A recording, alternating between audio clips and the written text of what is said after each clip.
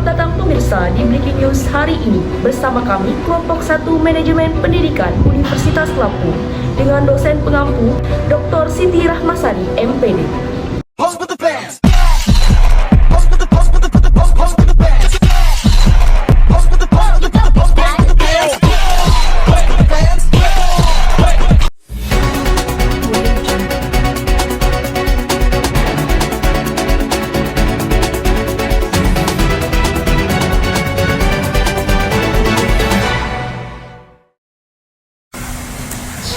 Memperkuat kehidupan bangsa adalah salah satu cara yang dapat dilakukan untuk mencapai konsep negara yang ideal pasca kemerdekaan menurut Undang-Undang Dasar 1945. Kondisi inilah yang membuat profesi seorang guru hingga saat ini dibutuhkan bagi masyarakat Indonesia agar mampu menciptakan generasi penerus bangsa yang berkompeten, sehingga bisa membawa bangsa Indonesia semakin maju.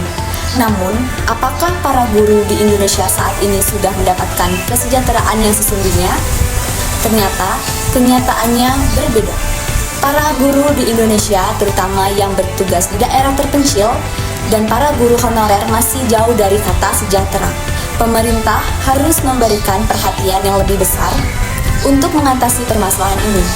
Di Indonesia, guru honorer tidak hanya menghadapi masalah gaji yang rendah, tetapi juga sering terjadi penundaan pembayaran gaji selama berbulan-bulan. Kesejahteraan yang terjamin adalah salah satu penghargaan yang berhak diterima oleh tenaga pendidik. Bahkan disebutkan dalam pasal 14 ayat 1 bagian A Undang-Undang Nomor 17 Tahun 2005 tentang guru dan dosen menyebutkan bahwa guru berhak atas penghasilan yang melebihi kebutuhan hidup minimum dan jaminan kesejahteraan sosial. Dalam hal kesejahteraan guru di Indonesia, penghargaan yang diterima tidak sebanding dengan apa yang sudah mereka lakukan. Bagaimana mungkin gaji yang sudah di bawah rata-rata dengan pembayaran yang sering ditunda sebanding dengan pekerjaan yang sudah dilakukan para guru dapat meningkatkan ekonomi negara? Jika kondisi ini terus berkelanjutan, para guru tidak akan termotivasi untuk mengajar dikarenakan tingkat kesejahteraan yang didapat sangat rendah. Secara tidak langsung, kualitas pendidikan di Indonesia tidak akan berkembang. Salah satu masalah yang dihadapi bangsa Indonesia dalam sistem pendidikan adalah rendahnya kesejahteraan yang didapatkan para tenaga pendidik Indonesia. Padahal, salah satu komponen pendidikan yang baik adalah kesejahteraan guru. Kinerja seorang guru akan meningkat apabila mendapatkan gaji yang tetap, rasa aman yang cukup, dan kemakmuran yang telah dijamin oleh pemerintah. Keberhasilan dalam dunia pendidikan ditentukan oleh seberapa siap seorang guru melaksanakan tugasnya sebagai seorang pendidik dalam memberikan berbagai pengalaman belajar yang bermanfaat kepada para siswa di sekolah. Di Indonesia sendiri, gaji yang didapatkan para tenaga pendidik masih cukup rendah, terutama guru honorer menerima gaji jauh lebih rendah daripada guru yang sudah berstatus ASN atau aparatur sipil negara. Hal ini menunjukkan tingkat kesejahteraan guru yang sangat rendah.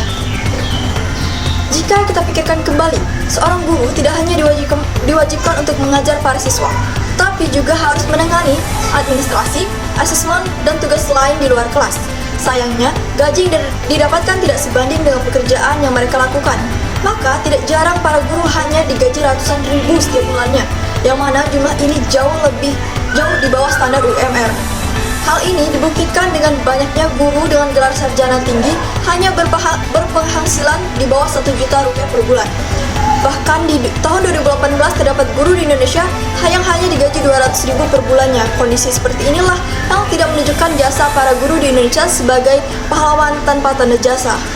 Selanjutnya, tunjangan profesi dan sertifikasi data Kemendikbudristek pada tahun 2022 menunjukkan bahwa sekitar 40% guru di Indonesia belum tersertifikasi, sehingga mereka tidak berhak menerima tunjangan profesi.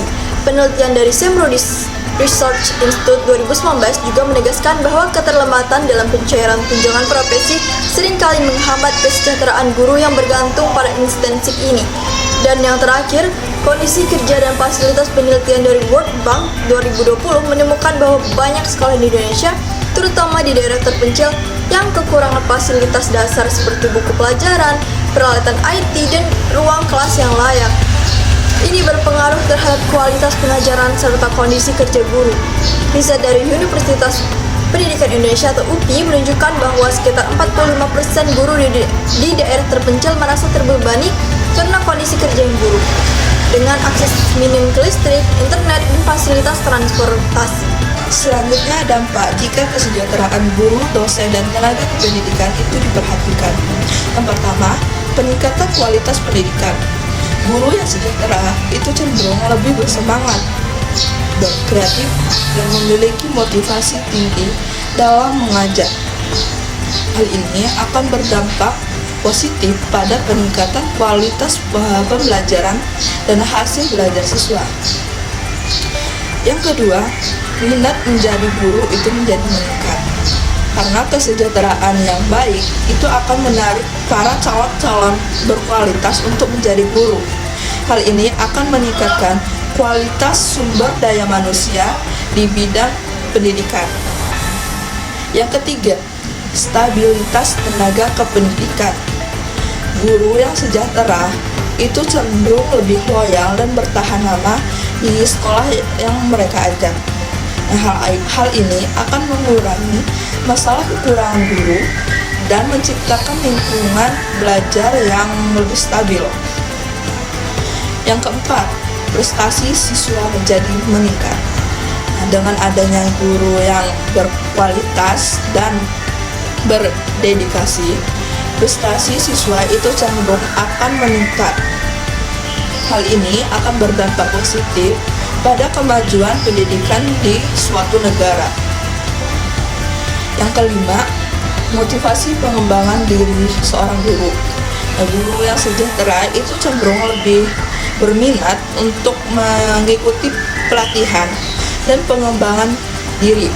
Hal ini akan meningkatkan kompetensi mereka dan kualitas pendidikan secara menyeluruh atau keseluruhannya. Yang terakhir, image profesi guru itu akan menjadi meningkat. Kesejahteraan guru yang baik itu akan meningkatkan citra profesi guru di mata masyarakat. Nah, hal ini itu akan menarik minat para generasi muda untuk memilih profesi guru. Dampak jika kesejahteraan guru, dosen, dan tenaga kependidikan itu tidak diperhatikan. Yang pertama, itu kualitas pendidikan itu akan menjadi menurun. Nah, jika kesejahteraan guru saja tidak diperhatikan, itu akan berdampak pada penurunan motivasi dan kinerja guru. Hal ini akan berdampak pada penurunan kualitas pendidikan. Yang kedua, tingkat pergantian guru itu menjadi tinggi. Guru yang tidak sejahtera itu cenderung lebih mudah untuk mereka berpindah pekerjaan. Hal ini itu akan mengganggu proses pembelajaran dan stabilitas di sekolah. Yang ketiga, sulit menarik minat calon guru. Nah, jika kesejahteraan guru itu tidak menarik, maka akan sulit menarik para calon-calon yang berkualitas untuk menjadi guru. Nah, selanjutnya itu ada yang keempat, motivasi guru menjadi rendah. Guru yang tidak sejahtera itu akan mengalami stres. Nah, stres itu akan berdampak pada kinerja mereka dan kualitas pembelajaran. Terdapat beberapa upaya yang harus dilakukan untuk meningkatkan kesejahteraan guru, dosen, dan tenaga ajar. 1. Pemerintah berupaya memberikan tunjangan profesi guru atau TPG yang jumlah penerimanya terus-menerus meningkat. Pemerintah berupaya serius untuk meningkatkan martabat para guru, memajukan profesi guru, serta mendorong peningkatan mutu pembelajaran. Yang kedua, pemenuhan kebutuhan guru dan penyelesaian guru honorer K2.